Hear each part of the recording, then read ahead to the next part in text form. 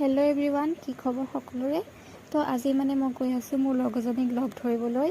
যিহেতু পূজা পালেহিয়ে তো অলপ কাপোৰ চাপোৰ ল'বলগীয়া আছে। তাইক পাই গ'লোঁ। আমি শ্বপিং কৰিবলৈ আহিছোঁ।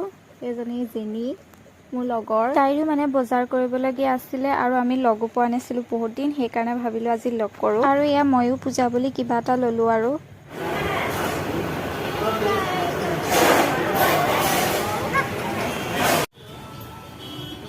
জেনীয়ে কাপোৰ চাই আছে।